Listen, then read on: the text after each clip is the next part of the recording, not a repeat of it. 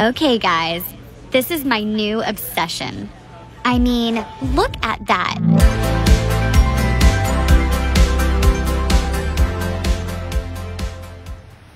Una natin gagawin, gagawa tayo ng butter. Butter, B-A-T-T-E-R, para sa ating fish. Gagawa tayo ng sweet and sour fish. So, ang una, i-mix natin yung, dahil konti lang yung fish natin, 2 kutsarang flour. Ihalo natin yung 2 kutsarang cornstarch. Lagyan natin ng ground black pepper. Lagyan din natin ng salt. Konti lang, medyo mahal itong pink salt na to. Lagyan din natin ng ground garlic. Yung gusto nyong medyo mag-garlic, ako gusto ko sa mag-garlic eh. Daragdagan ko. Lagyan din natin konting paprika. At pagkatapos, aluin natin yan.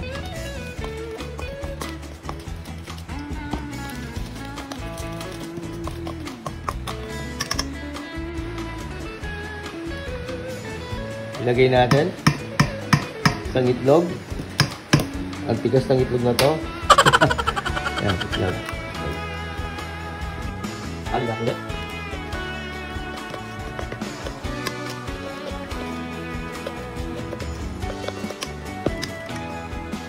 At pwede natin lang tubig. At aluin ulit.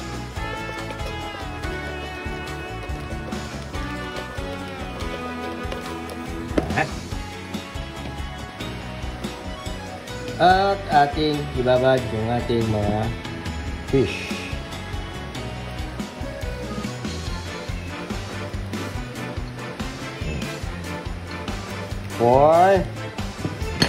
Tapos natin for 10 minutes para ma-absorb ng mga fillet yung ating butter. Okay? Kailangan panatiling malinis yung ating mga kain. Okay, 10 minutes. At ngayon naman ay maglalagay tayo ng mantika dito sa ating frying pan.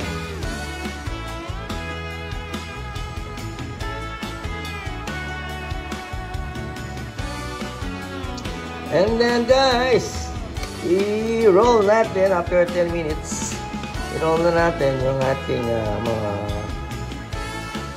fish fillet dito sa ating breadcrumbs. Lahat to ha. Konti nga lang yan. Yan. Yan. Ako, sarap nito guys. Sarap nito. Sarap. Woo! So yan ha. And so on and so forth. Yan, umuulan na naman. Umuulan na naman sa labas. Ayan, diretso-diretso lang ha. Ayusin na lahat yan. And so, eto na sila mga kaibigan. Ready for frying. Iniinit ko na yung frying pan na nilagyan ko ng mantika at lalagyan na natin doon para lutuin at gawing golden brown on both sides. So ayan mga kaibigan, mainit na ang ating mantika at tayo ay magpa-fry na ng ating mga fish fillet. Yan, pasensya na po kayo ha. So letter H at saka letter F because I am a purebred Kapampangan. Yan. Golden brown po tayo. Both sides.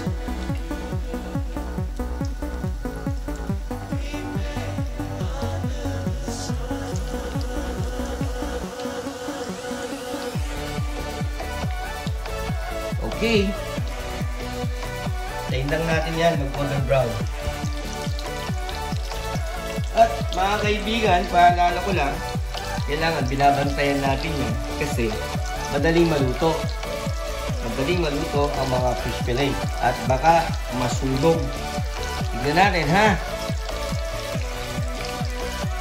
O, di ba? Sabi ko nga, kahit medyo lembot-lembot pa yan, ayoko masira kaya dandahan. Okay. Okay. Yan, dahan-dahan lang para hindi masira yung itsura ng ating mga fish fillet. O, di ba? Sabi ko, kailangan bantayin yan.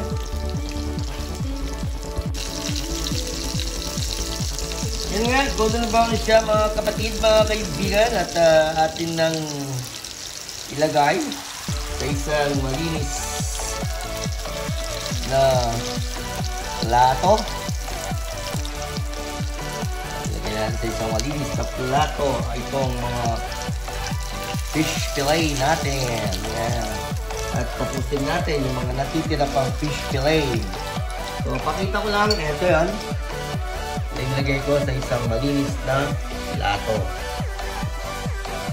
Okay guys, let's start making the sauce by heating a pan and putting some oil.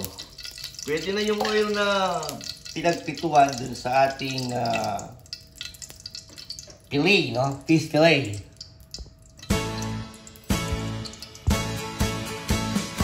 Yan, at siyempre, as usual, unahin natin yung ating bawang. Sabi ko nga, kung gusto nyo ng bawang, nasa sa inyo na yun. Kung ayaw nyo ng bawang, okay lang. Dahil ako, gusto ko talaga ng bawang. Yan, lagyan na after di bawang, yung ating luya. Yan, luya. Halo lang, hanggang yung ating bawang, maluto.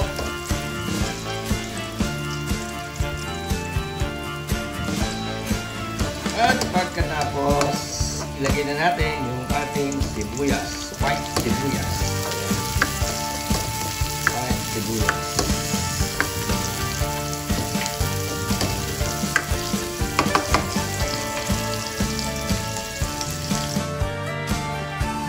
At kapag naluto na yung ating sibuyas, so ilagay natin yung ating mga bell pepper. Yan. So, kainin natin yung bell pepper na yan. Ang mahal-mahal. It's 500 pesos a kilo. So, yung isang ito, binili ko, 40 pesos. Nakakalimutan ko tuloy sabihin sa inyo. Ayan, dapat susunod na natin yung ating carrots. Kaya lang, absent-minded me. Nakalimutan ko yung carrots. Pero di ba, okay lang yan. So, yan. Halo lang natin. And then, let's put our pineapple. Yan, pineapple. Pinsan. Ganyan lang yan. Plain. Ay, sayang. Kulay na meron siyang orange na kulay orange. Dito. Carrots. Kaya lang ito dyan. So, guys, you wanna put it sa kalengke. Dito na kayo. Wala, sorry.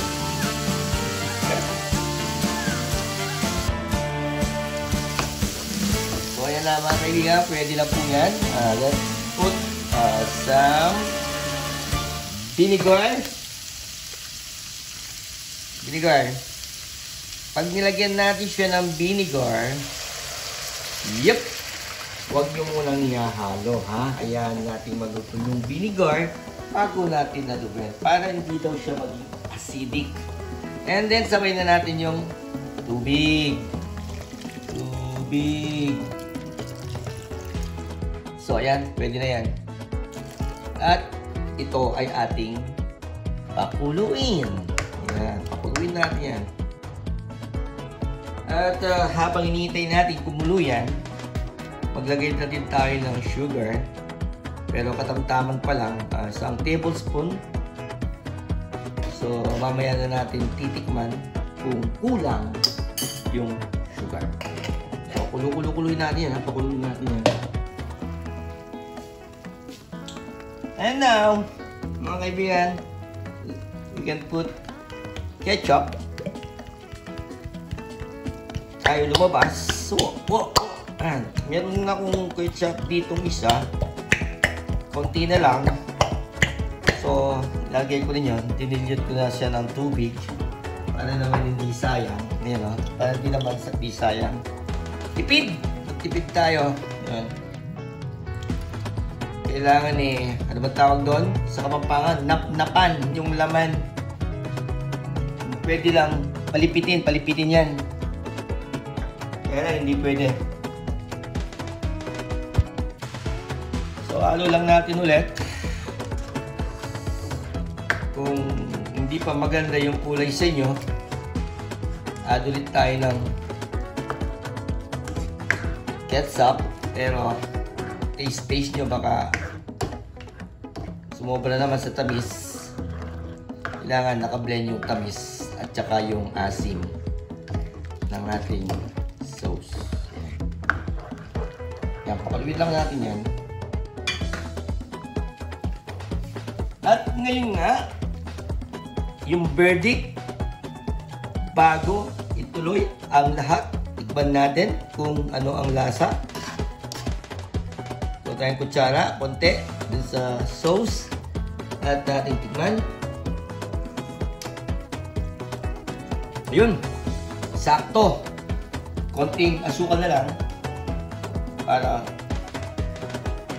timbang na yung sugar tsaka yung vinegar. Siyempre, ayoko naman yung matamis na matamis. Pero sweet ako ha. Ayan, lagyan po ulit. Ayan, lagyan mo. Yes, okay na yan. Okay na yan. At siyempre, para luto na to actually. Yan, okay na yan. Pero bakit siya matubig? Yan, tawag doon. Kapag hindi siya malapot. Malapot. O, lagyan natin yung lagyan natin ng cornstarch na dinilyot natin sa tubig. Go! Yes! Alright. Yan, tuloy lang natin ulit. And so mga kaibigan, ito na yung consistency ng soup, ng sauce na gustong-gusto natin. Lagyan na natin yung ating mga fish fillet para naman maglasa ng ating fish fillet. At saka lalong magiging yung natin, sauce. Magiging malapot. Yun! Nako, sarap. So, ayan. Tapos na yung ating sweet and sour fish fillet. Ano pang gagawa nyo? Mangantana! Alright, that's it guys. This is it, pansit. Woo! Yummy, yummy! Alright.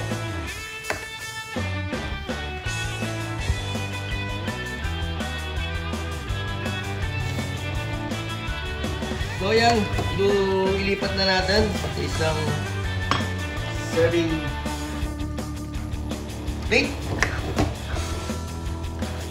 Yung ating fish fillet. Yes. Yan. Sarap. Tignan nyo kung gaano kasarap itong aking sweet and sour na fish fillet. Yummy.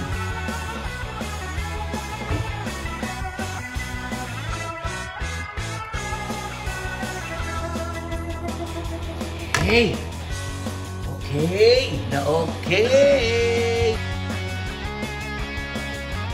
So, eto na. Ready to eat. Labas na yung ating kanin. Mangantamo.